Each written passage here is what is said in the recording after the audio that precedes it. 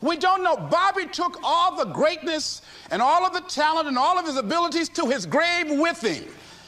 One of the things he could have put in parentheses under his name, he didn't use all his stuff. And most of us do that.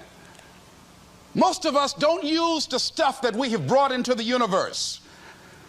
And we want to make a conscious, deliberate, determined effort to start living life with a sense of urgency and using what we've got. Using ourselves up. Sharing what we brought into the universe to share. Because if we don't, nobody else will. Stop wasting valuable time. Knowing that if we begin to live our lives as if each day were our last, our lives will take on a whole new meaning. It take on a whole new expression. Valuing each moment that we are blessed with. The next thing that begins to nurture that hunger, honor yourself as your word. Don't give your word out lightly. When you throw your word out there and you don't honor it, it makes a statement about you. If you decide to maintain a sense of integrity with yourself, that if I speak it, I'm going to live it. It's who I am. And I'm going to be very cautious in how I give my word to others, and most of all with the commitments that I make to myself, because I want my life to reflect my words and honoring who I am and what I express. Another challenging area in terms of nurturing and developing that hunger in yourself is learning the art of becoming single-minded. Learning how to concentrate. Learning how to focus in. And you'll be surprised at the things that you're able to do. When you learn how to block things out, when you learn how to keep thine eyes single, you'll be surprised at the ideas that will come to you, of the people that you'll be able to attract, of the opportunities that you'll be able to see. You'll begin to see things that have been standing there looking you in the face, say, I can't believe this has been here all this time. Here's a habit that I do. Maybe it might be of some value to you. I get up in the morning and I start writing what great ideas that I can think of today that can improve me and that will enable me to reach my goal. And I just let my mind flow. Sometimes I write 15, 20 ideas. Some days it's more difficult than others. One idea can change your life. One idea can turn your life around. Deciding that you're going to focus to develop your skills. The guy was the new owner of a baseball team that was in the basement of the league when he took it over. He went to the pitcher and he said, what is your best throw? And he said, well, I got a good curveball and I've got a good fastball. And he went on talking about his different throws. He said, but tell me this, what is your best throw? He thought for a moment. He said, I've got a good fastball. He said, that's all I want you to work on. Nothing else. Just develop your fastball. The next year, they went to the World Series. Most people don't know where their fastball is. Most people go through life never discovering what their talents are. Most people never develop their talents. They have skills and abilities, but if you don't nurture them, if you don't develop them, they will never serve you. Your gifts can take you many places if you develop your gifts. Most of us don't like to do those things that come easy to us. I've always loved to talk to people. I decided, taking this advice, to develop my skills as a speaker. And my gift has developed and it's taken me many places. You have something that you brought to the universe. And that if you decide that my life deserves my developing this, what I do well, and becoming the best at it and mastering myself and seeing what I have within me, if you decide to drop your buckets where you are and develop your gifts, I grant you, you'll never ever be without. I grant you that your gifts will take you places that will literally amaze you. I grant you that if you begin to work to develop your gifts. You'll develop a strong sense of happiness. You'll get a larger vision of yourself, because part of beginning to get a larger vision of yourself, all of us need some area of our lives where we can have a feeling of competence. That people know when they think about this area, that's something you do. That you eat and sleep that. And that you do that. You do that. And people know it. And you know it, and you know that you know this. If you don't know anything else, you know this. Can you tell I know what I'm doing? Oh, hell no. You know this. So you've got to work on it. When other folk are having a good time, you've got to have the strength of character to concentrate, to read, to digest information.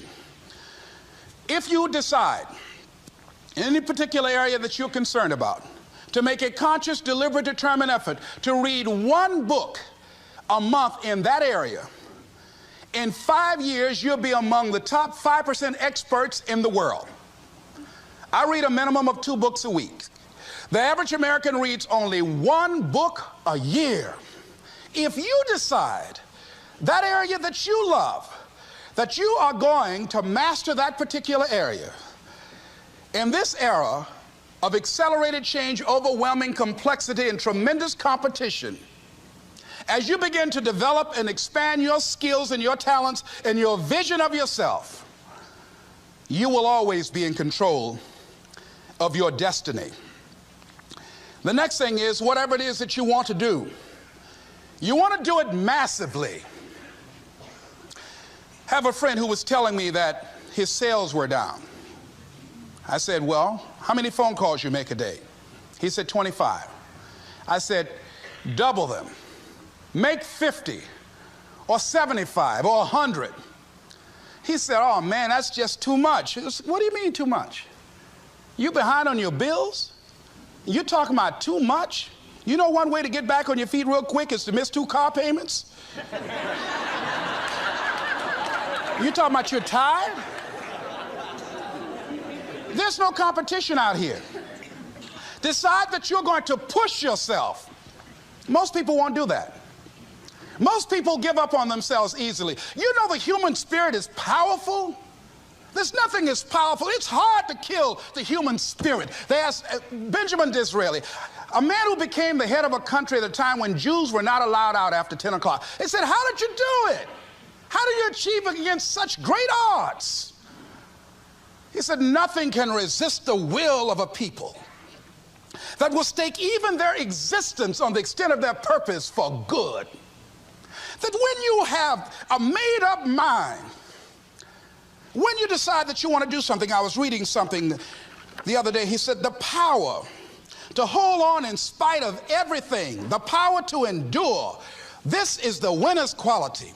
The hunger, the ability to face defeat again and again without giving up. This is a winner's quality. You have that quality within you. When you're hungry, you don't care about the facts. You don't care about the odds. Doug Williams played for the Washington Redskins, quarterback. John Elway of the Denver Broncos in the Super Bowl. Everybody was talking about Elway. After the Super Bowl, when Doug Williams made a historic passing game, they asked him, said, how were you able, in spite of all of the negative publicity saying that you couldn't win, how did you do it? He said, I ignored my critics. I just didn't pay any attention to them. I ignored myself because they kept on saying it so much. There were times I doubted whether or not I can do what I needed to do. There's a Doug Williams in everybody here. There's greatness in you. And you've got to learn how to tune out the critics outside and the critic inside. And since I'm going to do this, I'm going to harness my will. And I'm not going to let anything stop me. I deserve this. I'm going to do it until. And this friend, I told him, said, start increasing your calls. I said, I make 100 calls a day. I've got a callus in my ear. My ear kind of dark. You can't see it, but it's there.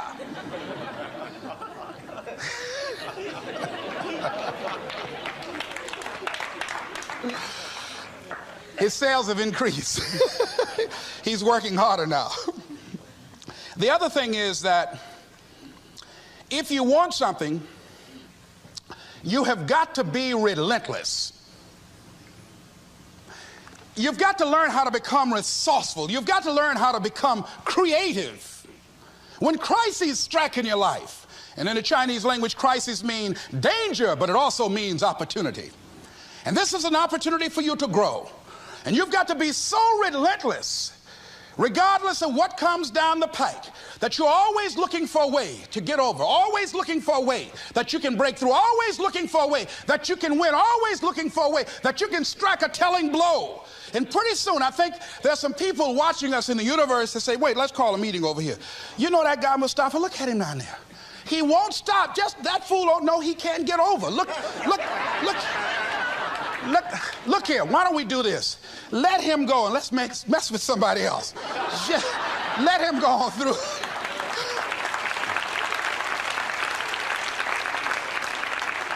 Life will just get tired of whipping you sometimes.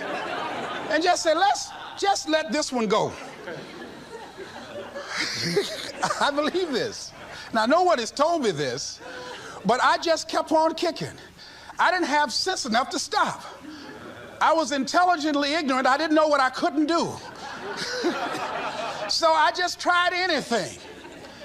And the fascinating thing about life, because you can't get out of it alive, you might as well have a good time, you know? You might as well have a good time. Live your life with passion, with some drive. I was giving a seminar the other day, and I mentioned that I was going to do some training in August with some young teenagers and take about 100 away to a 2 or 3 day camp and wipe them out. Been working on this. So after the speech, one of the parents walked up to me and said, Mr. Brown, I'd like for you to do something for my son. He's not motivated.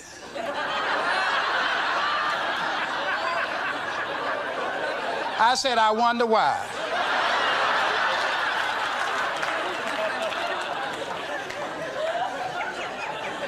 I wonder what's wrong with him. He had no fire whatsoever. See, what you do speak so loudly, folk can't hear what you're saying. And so if you don't have any fire, you know, you've got to watch the people, the relationships that you develop. Have people of kindred mindsets. If you're around folk who are dead and negative all the time, they will affect you. You want people that are around you that have smiles on their faces, looking good. I was telling a group last week, Abraham Lincoln refused to hire a guy because of his face. They said, but the guy can't help it. He said, anybody over 30 is responsible for their face. If you have some depressing face looking at you every day, it affects your blood pressure. Keep these dead faces away from you. It's contagious. This is serious. So you've got to watch your countenance, watch your face, have an uplifted expression, watch your body posture. All of these things affect you psychically.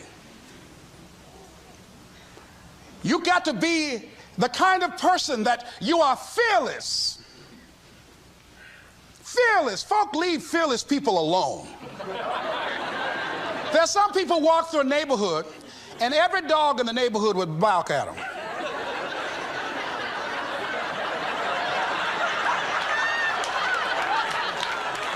But there's some people come through and ain't nobody gonna mess with this.